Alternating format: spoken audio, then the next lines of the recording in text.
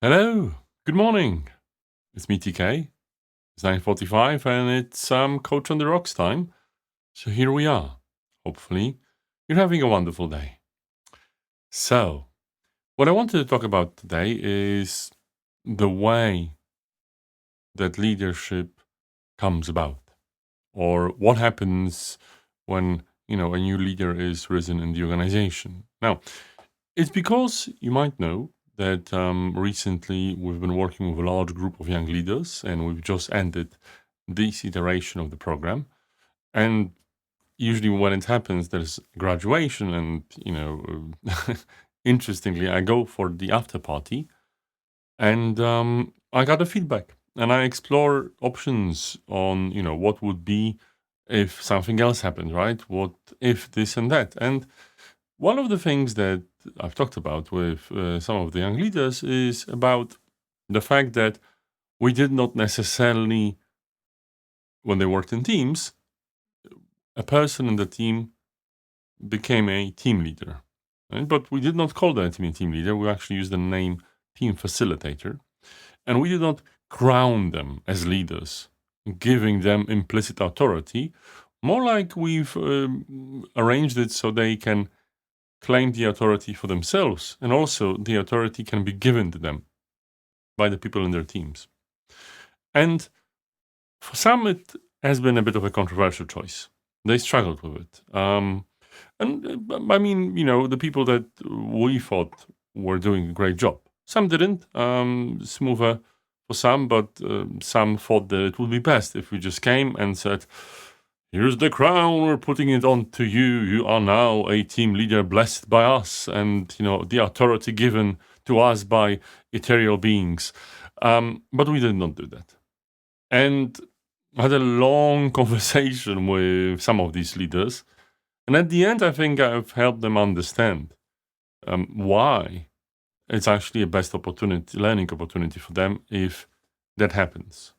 So in this particular situation, um, getting them to claim leadership for themselves, I think it was a good option, right? Although, some of them found it difficult. At the end, we concluded that it was the best thing for the leadership growth. And I really made them think, again, a thought provoker myself. But it's not always applicable, right? If you think about a different situation when you want to promote someone, you have, like, if you're a senior leader and you're getting someone promoted to a certain leadership position, you have a choice to make. How do you announce it? How do you make sure that they have the authority? How do you give them the opportunity to get it themselves? It's a difficult one because I think there is no single option. There's a spectrum as always, right? And I don't want to say you need to find a balanced approach, but what I will say is figure out what is the approach that will work for you and your organization. On one hand, you've got the full coronation. You have a dog and pony show where this person is like officially crowned, and you've got the trumpets announcing they're coming, and everyone in the entire organization knows that they have the authority and they are blessed by the almighty authority of the organization. And you've seen it, right? When that happens, there's a huge thing. On the other hand, on the other end of the spectrum, you can have a very different one where someone isn't even given an official title, but they build the leadership authority themselves. And, they might not even get promoted, but they are still a proper leader in their team because the leadership is being given to them by people around them. And sometimes they have no title. You have plenty of these people in your organization. It's unspoken, unwritten, but everyone knows that this is the person that actually gets things done, gets things moving, and they have a huge authority, even if it's not being granted formally. Both of these approaches have their advantages and disadvantages. It all depends on the culture of the organization. There's obviously a spectrum that you can go, but the important thing is to understand what's your organizational culture and what it values the most. Is it more collegial? Maybe actually getting blessed in this huge ceremony will be detrimental to the person. Maybe they don't like it. On the other hand, maybe the organization really excels at these moments of, graduation and engagement, these big ceremonies. And it's really important. The symbols are important for the organization. Who am I to know? It's you that probably knows quite well. But there's one more thing.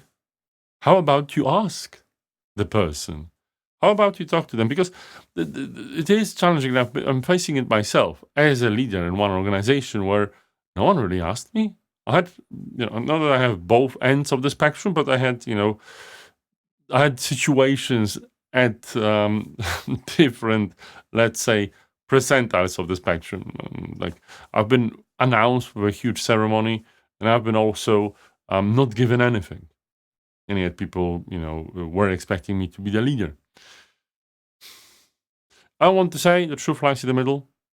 There were different situations when I wanted different things. No one ever asked me. No one did.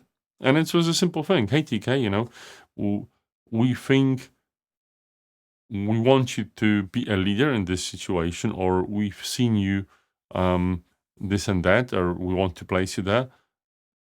Would you accept? Well, the first question, sometimes they ask me. They did. And how would you like it to go down? Rarely it happens, right? But, don't expect an immediate answer. The person needs to think about it. Let them know what the options are. Have a proper conversation. As a senior leader, I think this is a great moment for you to build a relationship with a new leader that's looking up to you for leadership. It's quite crucial because, you will be the leader of leaders. Or if you are, in the HR, the people team, you will be supporting this particular leader. And they will be working in your name, right? Helping you to get the organization going and make it work well.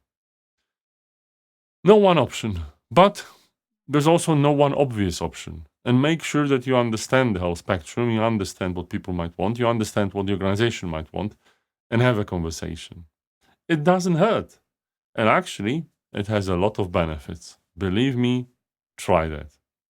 With that, and having this wonderful conversation with you, good luck for today, and I will see you again for the next Coach on the Rocks tomorrow.